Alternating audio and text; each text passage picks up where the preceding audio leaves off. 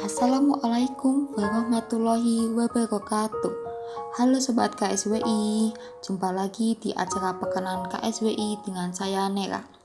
Semoga kita semua diberi kesehatan, kelancaran segala urusan, serta selalu dalam lindungannya Allah Subhanahu wa Ta'ala. Amin.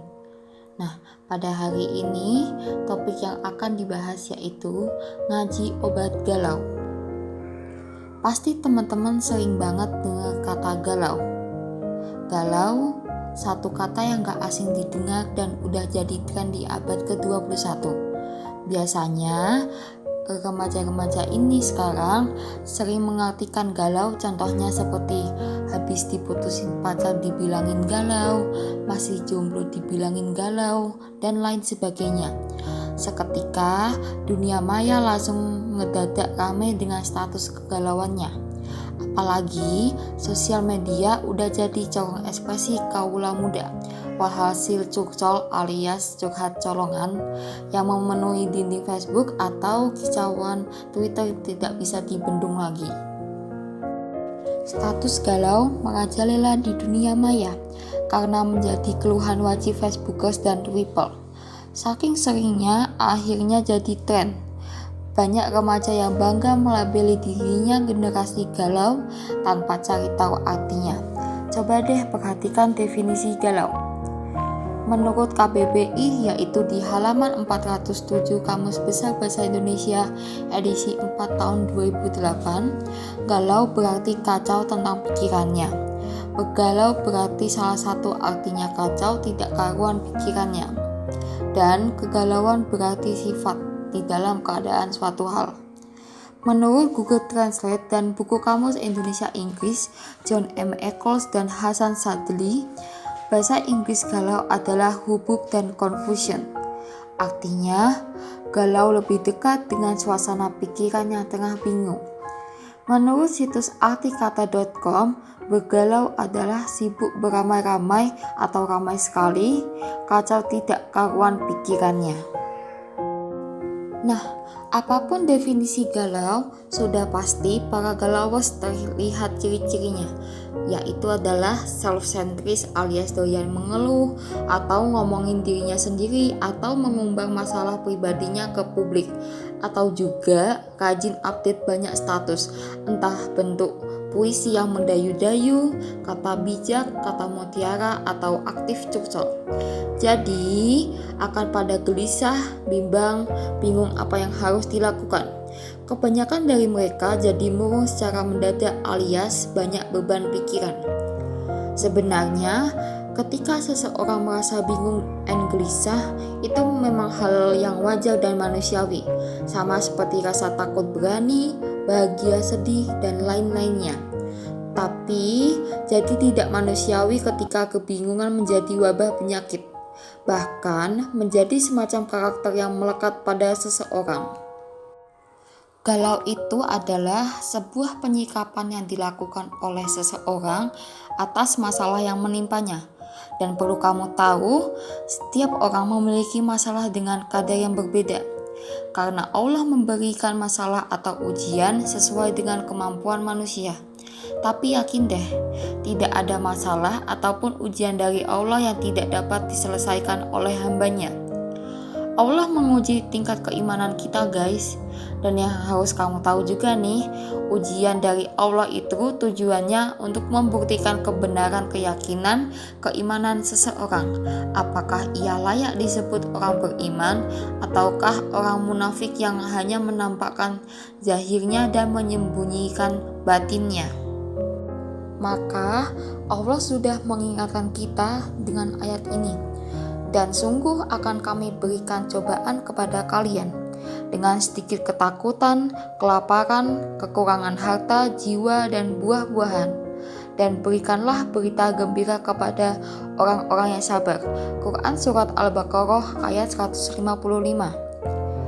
Jadi boleh dibilang galawers adalah orang yang gak mampu menyalurkan kesah mereka dengan cara yang benar. Padahal cukuplah Allah bagi kita, tidak ada Tuhan selain dirinya. Hanya kepadanya kita bertawakal. Tahu gak teman-teman, Galau tidak memberikan solusi atas masalah kita dan menambah beban bagi pelakunya. Keluhan-keluhan itu nggak menyelesaikan masalah yang menimpanya. Ia tidak mampu menyelesaikan masalahnya sendiri. Padahal sebagai seorang muslim kita kudu yakin kalau Allah telah berjanji tidak akan membebani seseorang melainkan sesuai dengan kesanggupannya. So, galawers adalah orang yang belum mampu menemukan solusi yang hakiki. Mereka mencari solusi pada tempat yang mustahil memberikan solusi. Padahal sudah jelas banget bahwa sabar dan sholat adalah sebaik-baik cara untuk mendapatkan solusi yang hakiki. Dengarkan ayat ini. Dan mintalah pertolongan kepada Allah dengan sabar dan sholat. Dan sesungguhnya sholat itu amatlah berat kecuali kepada orang-orang yang khusyuk. Quran Surat Al-Baqarah ayat 45. Allah Subhanahu wa Ta'ala adalah Rabb yang maha baik, maka apapun yang Dia tetapkan pasti jadi kebaikan.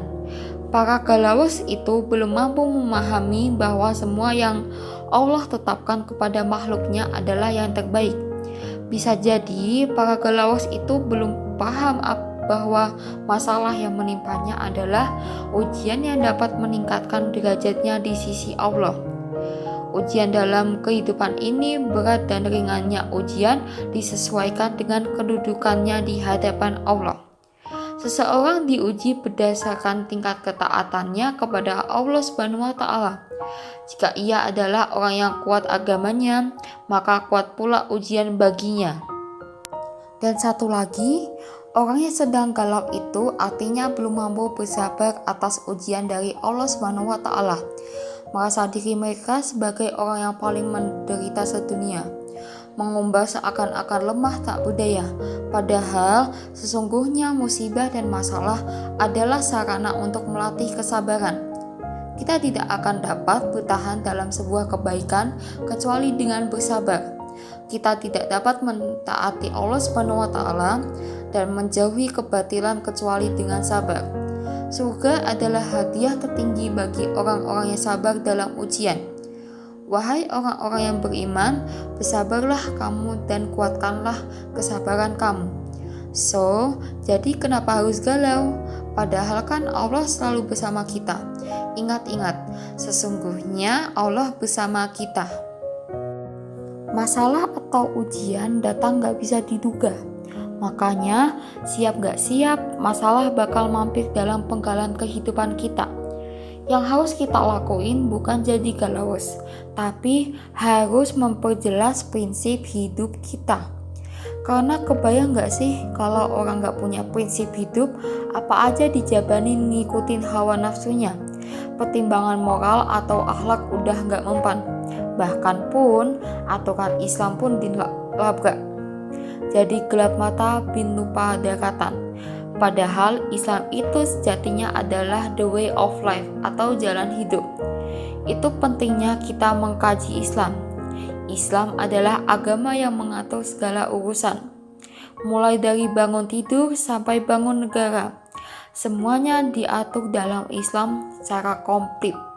So, jangan ada galau di antara kita. Karena rasa galau itu ngetemnya dalam hati dan pikiran. Kalau disepelekan, tentu akan berakibat buruk.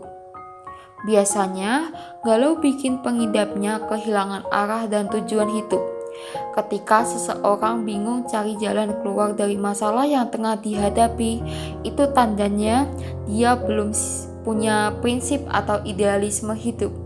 Padahal idealisme hidup yang lahir dari cara pandang atau mindset terhadap kehidupan itu penting banget buat panduan menyelesaikan setiap masalah.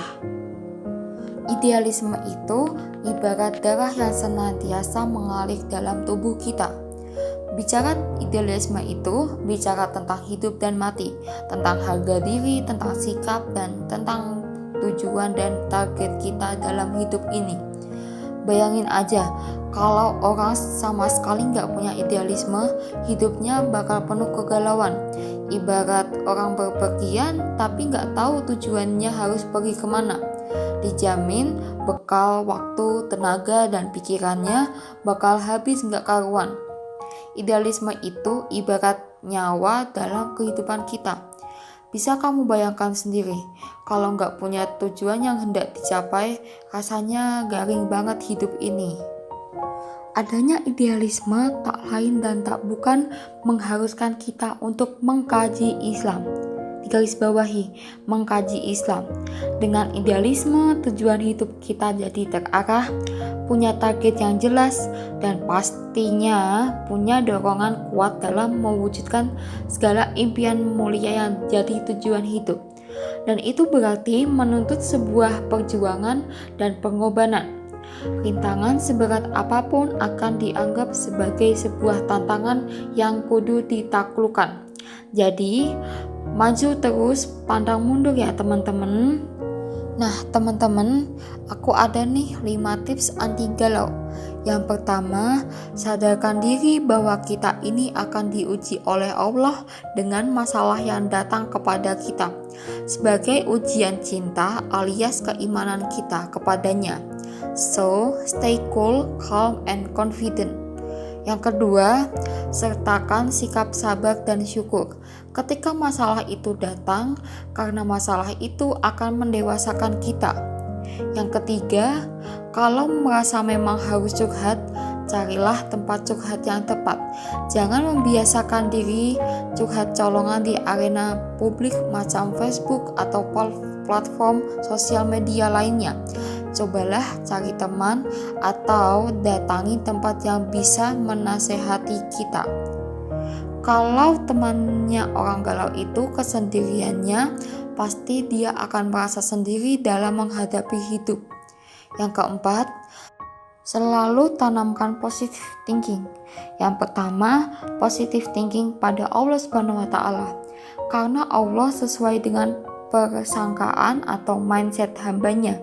Kedua, positive thinking pada diri sendiri.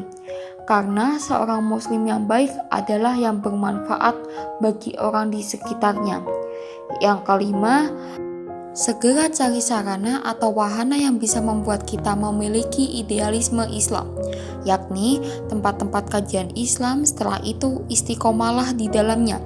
So, bakarlah semangatmu untuk belajar sekarang juga. Jangan ditunda ya. Demikian materi yang dapat saya sampaikan di Pekanan KSWI ini dengan berjudul Ngaji Obat Galau. Dengan ilmu-ilmu yang didapat hari ini, semoga kita semua senantiasa istiqomah menuju ketaatan pada Allah Subhanahu wa Ta'ala. Amin. Kurang lebihnya saya mohon maaf.